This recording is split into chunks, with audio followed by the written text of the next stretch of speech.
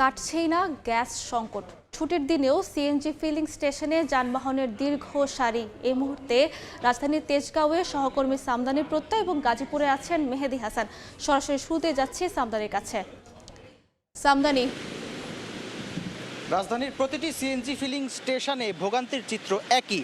সময় গড়াচ্ছে, দিন পেরোচ্ছে, কিন্তু রাজধানীর সিএনজি ফিলিং স্টেশনগুলোতে জনভোগান্তির চিত্রের কোনো পরিবর্তন হয়নি। এই মুহূর্তে আপনাদেরকে যদি একটু দেখাই দর্শক, যে রাজধানীর সিএনজি ফিলিং স্টেশনগুলোতে যানবাহনের দীর্ঘ সারি।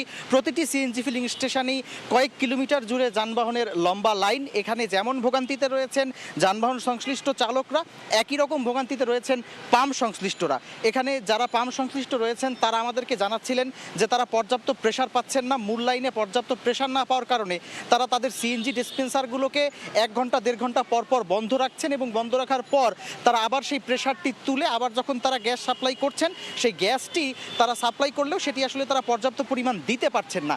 এর প্রধান কারণ হচ্ছে যখন এই সিএনজি টার্মিনাল, সিএনজি যে ডিসপেন্সারগুলো রয়েছে সেগুলো যখন তারা অন করছেন তখন সিএনজির প্রেসার পাচ্ছেন না, এবং যার কারণে তারা আশঙ্কা করছেন যে তাদের সিএনজি ডিসপেন্সারগুলো যে কোনো সময় ক্ষতিগ্রস্ত হতে পারে।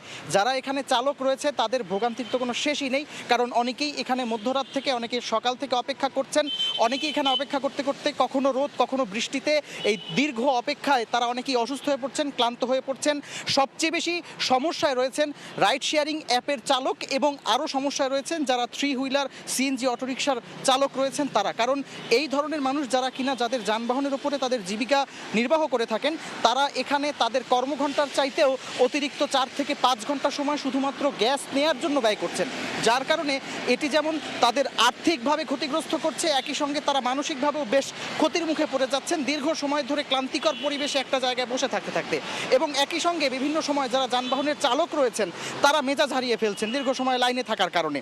যার কারণে এই লাইনগুলোতে অনেক সময় বিশৃঙ্খলার সৃষ্টি হচ্ছে, এবং এই লাইনগুলোতে বিশৃঙ্খলার সৃষ্টি হওয়ার কারণে যে সমস্যাটি হচ্ছে, যারা এখানের পাম্প সংশ্লিষ্ট রয়েছেন তারা এই পাম্পগুলোর শৃঙ্খলা রক্ষার্থে অনেক ক্ষেত্রেই হিমশিম খাচ্ছেন, এবং সবাই আসলে এই সমস্যার দ্রুত সংকট নিরসনের জন্য সরকারের কাছে প্রত্যাশা করছেন। এই মুহূর্তে আমরা চলে যাব গাজীপুরে, সেখানে আছেন সহকর্মী মেহেদি।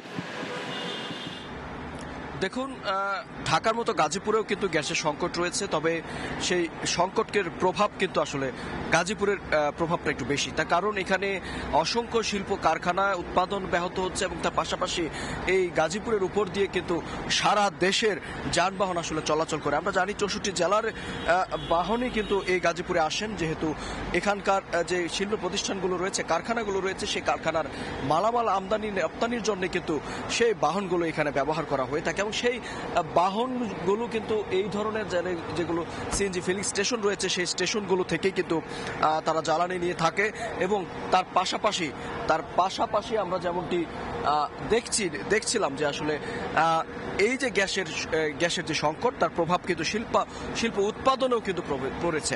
আমরা কথা বলেছিলাম বেশ কয়েকজন শিল্প প্রতিষ্ঠানের মালিকের সাথে, তারা আসলে যেমনটি জানিয়েছেন যে তাদের এই গ্যাসের সংকটের কারণে কিন্তু উৎপাদন যেমন ব্যাহত হয়েছে, তেমনি তাদের যেই মাসের যেই শ্রমিকদের বেতন ভাতা সেগুলো কিন্তু দিতে তারা হিমশিম খাচ্ছেন। তার কারণ হিসেবে তারা যেমনটি বলছেন পর্যাপ্ত সঠিক সময়ে উৎপাদন তারা করতে পারছেন না, এবং তার পাশাপাশি সেগুলো আবার রপ্তানিও না করার কারণে কিন্তু অর্থ কিন্তু তাদের যে আয়ের উৎস সেগুলো কিন্তু বন্ধ হয়ে যাচ্ছে, এবং তার প্রভাব হিসেবে কিন্তু এই এলাকার অসংখ্য শ্রমিক আসলে কর্মহীন হয়ে থাকতে পারেন, এবং তার পাশাপাশি এখানকার যারা সিএনজি চালক এবং বিশেষ করে গ্যাসকে জ্বালানি হিসেবে যারা ব্যবহার করেন তারাও কিন্তু আসলে পেশা পাল্টানোর পরিকল্পনা করছেন। তো এই ছিল গাজীপুর থেকে গ্যাস সংকটের সবশেষ তথ্য আমার কাছে।